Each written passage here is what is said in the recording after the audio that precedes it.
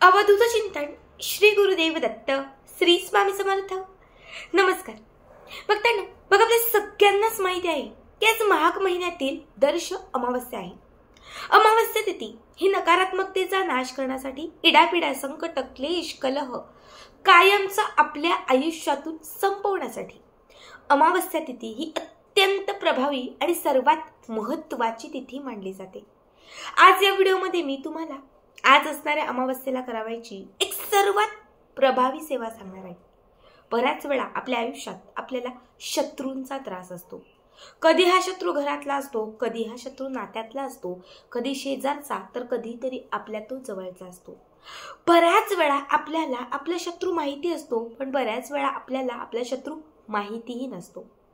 असा माहिती असणारा शत्रू किंवा माहिती नसणारा शत्रू जो आपल्याला आपल्या आयुष्यात भयंकर त्रास देत आहे, सतत कामात काही ना काही अडथळे आणत आहे, सतत आपल्याला नजर लावत आहे, तांत्रिक मांत्रिक गोष्टी करून आपल्याला काहीतरी त्रास देण्याचा, आपल्याला इजा करण्याचा प्रयत्न करत आहे।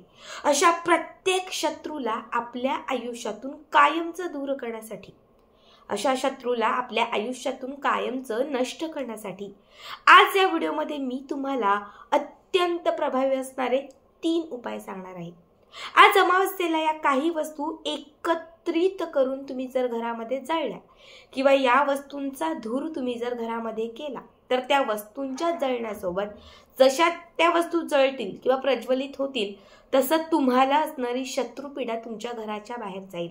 जो शत्रू त्रास देत आहे, जो शत्रू सतत तुम्हाला काही ना काही तुमच्यावरती कारस्थान करत आहे, त्याची सगळी विद्या किंवा त्याचा सगळा जो काही आहे भाग, तो या अग्नीमध्ये जळून त्याचा नाश होऊन जाईल। त्याचं जे काही वाईट आपल्याबाबत असेल, म्हणजे जो तो वाईट चिंतत असेल, ते सगळ्या अग्नीमध्ये जळून खाक होईल। सगळ्यात पहिला उपाय हा आपल्याला संध्याकाळी 6च्या पुढे, रात्री 12च्या आत कुठल्याही वेळात करायचा आहे। यासाठी एक काळ्या रंगाचं कापड, काळं कापड किंवा काळा कागद तुम्ही घेतला तरीही चालेल। त्या कापडावर किंवा कागदावर तुम्हाला थोडेसे काळे तीळ घ्यायचे, त्याच्यासोबत 7 तुम्हाला काळी मिरी घ्यायच्या आहेत, 2 भीमसेनी किंवा गोल कापराचे तुकडे घ्यायचे आहेत आणि त्याच्यासोबत तुम्हाला 7 अख्ख्या लवंगा घ्यायच्या आहेत। सगळंच्या सगळं साहित्य तुम्हाला त्या कापडात किंवा त्या कागदामध्ये ठेवायचं आहे आणि त्याला एक गाठ मारायची आहे। पुडी किंवा छोटी पोटली तयार करायची आहे। आता तयार केलेली पुडी किंवा पोटली आपल्या उजव्या हातात घेऊन घरातल्या सगळ्या कानाकोपऱ्याला स्पर्श करायची। उत्तर दिशा, दक्षिण दिशा, पश्चिम दिशा अशा सगळ्या 4ही दिशांना ही पुडी किंवा ही पोटली जी आहे ती स्पर्श करून घ्यायची, फिरवून घ्यायची। ठीक आहे। त्याच्यानंतर ही जी पुडी आहे ही घेऊन घराच्या बाहेर यायचं। मुख्य प्रवेशद्वार, आपल्या घराचा जो मुख्य प्रवेशद्वार आहे, मुख्य प्रवेशद्वारावरून देखील 7 वेळा ही पुडी उतरवून घ्यायची। वरपासून खालपर्यंत येईल अशा पद्धतीने 7 वेळा ही पुडी उतरवून घ्यायची।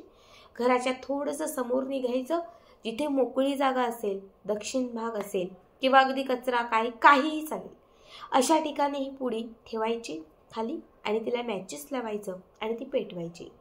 आता सगळ्याच गोष्टी ज्या आहेत त्या जळल्याच पाहिजेत असं काही नाही, त्यातल्या थोड्या तर म्हणजे जसं आपण त्याला मॅचेस लावू, त्यातलं कापड किंवा कागद जळेल, त्यातल्या काही वस्तूंना थोडासा शेक जरी लागला तरी खूप आहे।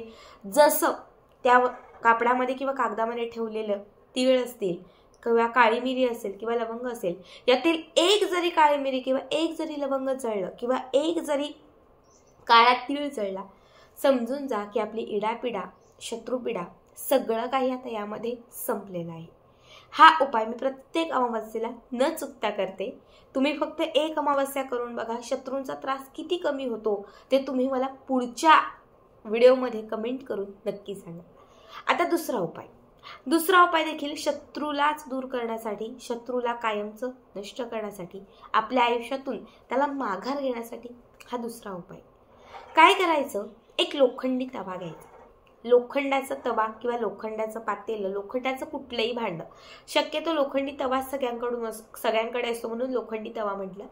लोखंडाचा तवा गॅसवर किंवा चुलीवर ठेवा, तो छान गरम करा। गरम करायचा चुलीवरती किंवा जिथे कुठे गरम केलाय तिथून खाली जमिनीवर, लादीवर किंवा जमिनीवर तो उतरवून ठेवायचा। काळजी घ्या, लहान बाळ किंवा कोणी हात लावणार नाही अशा पद्धतीने तो जमिनीवर ठेवून द्यायचा. आपल्या उजव्या हातामध्ये 2 सुक्या मिरच्या, लाल रंगाच्या 2 सुक्या मिरच्या घ्यायच्या, थोडंसं खड्यांचं किंवा बारीक मीठ घ्यायचं, पिवळी किंवा काळी मोहरी घ्यायची, थोड्याशा 1-2-4 लसणाच्या ज्या पाकळ्या असतात त्या पाकळ्या घ्यायच्या.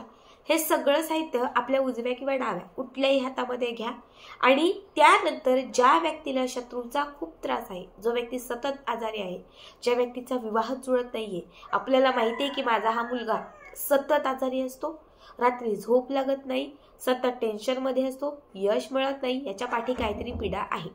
आपल्या घरातील असा एखादा सदस्य ज्याच्या पाठी काहीतरी पीडा आहे असं आपल्याला माहिती आहे, त्या व्यक्तीवरून ह्या सगळ्या वस्तू ओवाळायच्या 7 वेळा. घरातल्या सगळ्या सदस्यांवरून तुम्ही ह्या वस्तू ओवाळल्या तरीही चालतील. ठीक आहे. आता ह्या वस्तू ओवाळून झाल्या 7 वेळा की त्याच्यानंतर तो जो लोखंडी तापलेला तवा आहे त्यावरती या वस्तू अशा फेकायच्या. बघा, झटकायच्या, ह्या वस्तू फेकायच्या, त्याच्यावरती हात झटकायचे आणि मग त्याच्यानंतर जे काही तुमचं असेल ते तुम्ही करू शकता. आता ह्या वस्तू जशा तुम्ही त्या लोखंडी तव्यावरती झटकाल तर त्यानंतर तुम्हाला थोडासा ठसका येईल, थोडासा त्याचा एक स्मेल येईल, एक सुगंध येईल. जेव्हा तुम्हाला त्याचा सुगंध तुमच्या नाकात जाईल किंवा थोडा तरी तुम्हाला त्याचा ठसका लागेल तर समजून जा की खूप मोठी असणारी जी शत्रूंची शक्ती किंवा खूप मोठी असणारी जी शत्रुपीडा होती ती या क्षणात संपलेली आहे. हा उपाय देखील मी बऱ्याच वेळा, आत्ता नाही करत पण अगोदर असंख्य वेळा हा उपाय मी माझा करून झालेला आहे. एक 3 ते 3.5 वर्ष मी हा उपाय केलेला आहे आणि या उपायाने देखील मला माझ्या आयुष्यात खूप चांगला अनुभव आलेला आहे.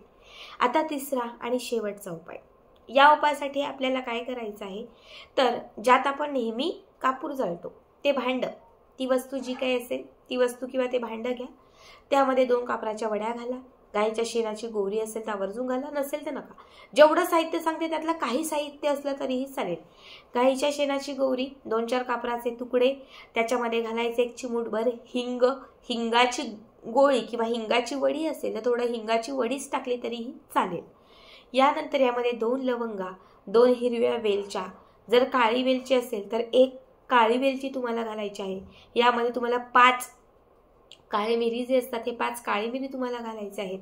पुन्हा वरती 2 कापराचे तुकडे घालायचे आहेत आणि हे प्रज्वलित करायचे, पेटवायचं आणि संपूर्ण घरभर याचा धूर पसरवायचा. याचा धूर पसरवत असताना कुलदेवीचं किंवा कुलदेवांचं स्मरण, ओम श्री आई अंबा मातेय नमः. समजा तुमची तुळजाभवानी असेल, ओम श्री आई तुळजाभवानी मातेय नमः. तुमची जी कुलदेवी असेल त्या कुलदेवीचं नामस्मरण तोंडात करत राहा. कुलदेवीच कोण माहिती नसेल तर नवारण मंत्र ओम ह्रीम क्लीम चामुंडाय विचे, ओम ह्रीम क्लीम चामुंडाय विचे हा मंत्र म्हणा. पण तुमच्या कुलदेवांचं स्मरण झालं पाहिजे आणि त्याच्यासोबत हा धूर घरभर फिरला पाहिजे.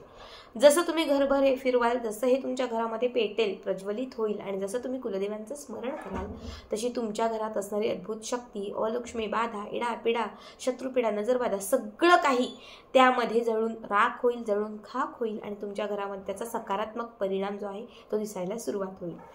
3 उपाय सांगितले, तिघांपैकी कुठलाही एक करा, पण नक्की करा.